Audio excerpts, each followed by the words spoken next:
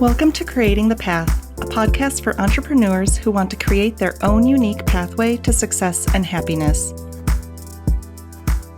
I'm your host, Heather Grace Hanson, and each week I'll be sharing tips and strategies to help you create the path to a life you love.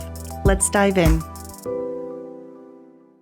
This is the last episode of 2021, so of course I have to talk about planning for the upcoming year. Now, there's a ton of content out there already on planning and goal setting, especially this time of year. I feel like it's pretty much the only thing we hear about for a few weeks. But I really want to talk about this today because this year I'm doing the process a little bit differently, and because I really want to keep the process simple and to make sure that I'm zeroing in on what's most important. So I'm going to go through this process with you today.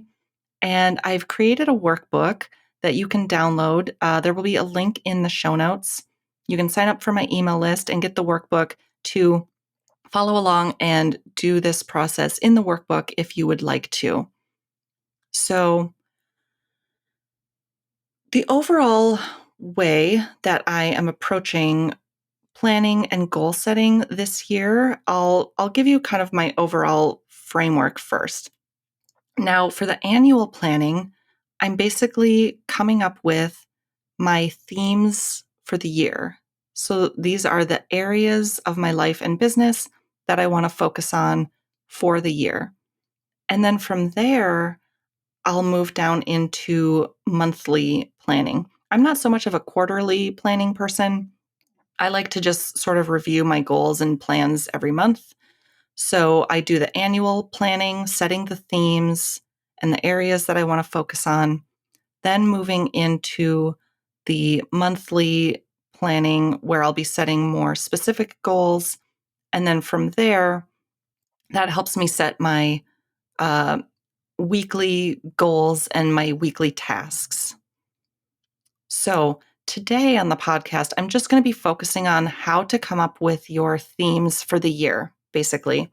And then in future podcast episodes, I'll talk about how I take that and then go into monthly and weekly planning. But today we're just focusing on those yearly themes and how to create those. So the first thing that I do is I do a year-end review, but I'm keeping it really simple. I have heard a lot of people talk about their year-end reviews that sound like a really intensive deep dive.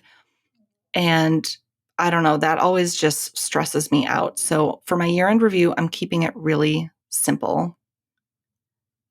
I'm asking myself two questions. And the first one is, what went well? So that's when I'm going to look back on the last year and look at what I accomplished, what were my successes, and I'm going to take a few moments to really celebrate that and savor the things that went well. And I'm doing this process looking at both personal and business at the same time. You can separate them if you want, but I'm doing them at the same time. So yeah, think of all the things in your personal life and business that went well and take a moment to appreciate those and come up with that list. And then the second question that I'm asking myself is, what didn't go well? So looking back on the last year, what are maybe the goals that you had that you didn't achieve? What do you wish you had done differently or better? Anything like that.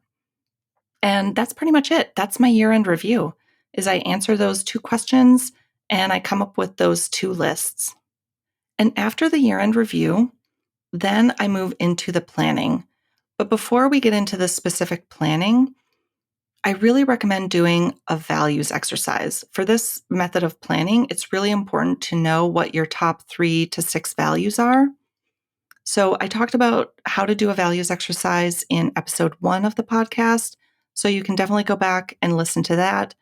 I'm not going to talk about how to do it, how to actually do the exercise right now, but the exercise will also be in the workbook if you want to download that. But it's really important to start this process knowing what your 3 to 6 top values are. So once you've done that, then we can move into the planning. And the first thing I'm doing for that is to just do a huge brain dump of all the things in my head. Like whatever ideas you have for things that you could do, accomplish, or experience in the upcoming year, just write it all down. And once you've done that, so first I'll say I am doing this digitally because in the next step, you're going to want to be able to kind of move things around and copy and paste. But if you are a paper person, feel free to do it on paper.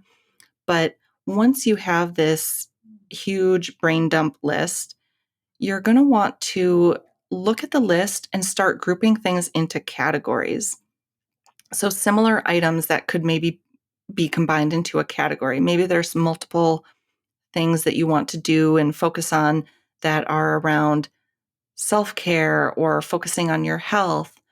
Maybe there's multiple things on your list of things that you want to do with your family over the next year. Maybe there's multiple things that you want to learn over the next year. For your business, maybe there's multiple things on there in terms of multiple ideas for business, for products or services that you could create in the next year, or different things around, building your audience for the next year. So just starting to look at the list and grouping similar items that could fit into a category. And once you do that, you want to look at those categories and compare it to your list of your top 3 to 6 values and seeing which categories or themes are most aligned with your values. Because, like I said, the whole idea of this annual planning process is to come up with your themes for the year, the areas of your life and business that you want to focus on. And you really want to make sure that those are aligned with your values. So if there's a category that is maybe not so aligned with your values, maybe that can just be put on hold for now. Or maybe you just decide you can eliminate it altogether. But you really want to start to narrow down these categories to come up with 3 to 6 overall themes for the whole year that you're going to focus on. And you can have these themes, balanced out however you want. Maybe you have 3 themes or areas of your business that you're working on, and then 2 areas of your personal life that you're focusing on. Or it can be reversed. Maybe there's 2 business areas that you're working on and 3 personal areas. Whatever works for you in terms of that balance, you can decide what's best for you. However, I do have a strong recommendation that your number one focus should be something around self-care, health, and wellness. Because if you aren't taking care of yourself, you're not going to be able to show up in the way that you want to in those other areas that you're focusing on. If we aren't taking care of ourselves, we're really limiting the impact that we can have in other areas of our life. So, of course, these are my own personal recommendations. You can do whatever you want for your own life, but I highly recommend that the number one focus area for yourself over the next year, and honestly, every year probably, is self-care. Make sure your health and your wellness is taken care of. And that's really the process, is to just start with a brain dump and then narrow it down until you get these 3 to 6 focus areas that you are going to work on over the next year. And now, what I want to say is the more areas that you decide to focus on, the more you're going to be spread a little bit thin, right? I mean, that kind of makes sense. We only have so much time and so much energy that we can devote to different things. So if you come up with a final list of, 3 areas that you want to focus on, you're going to be able to devote more attention to each of those areas than if you come up with 6 different areas. So not that you can't have 6, especially since we're thinking of both business and personal. But, as long as one of your focus areas is your health and your wellness, that's good because that will make sure that you're taking care of yourself. But just remember that the more focus areas that you come up with, the more you're going to spread yourself thin. If you can really narrow it down to as few as possible, you're going to be able to make more and like faster progress in each of your areas, if that makes sense. So just be aware of that when you're kind of finalizing the different themes and focus areas for your upcoming year. And that's basically it. Once you have finalized your focus areas or your themes, whatever you want to call them, that is the end of the annual process. And like I said, I will talk in future episodes about, how to make sure you are, really keeping in alignment with your focus areas as you're doing monthly and weekly planning. But for now, just focus on the year.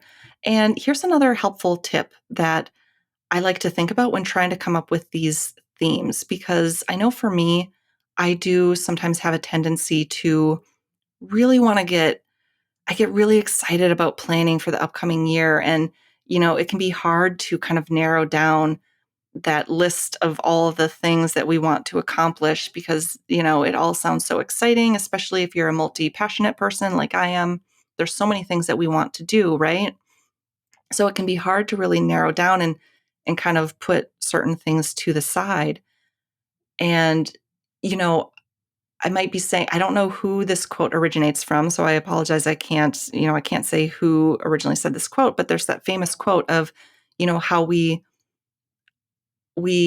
overestimate what we can do in a short amount of time, so like I don't remember exactly what the quote is, but we overestimate what we can do in like a day or a week or a month, but then we underestimate what we can accomplish in a year.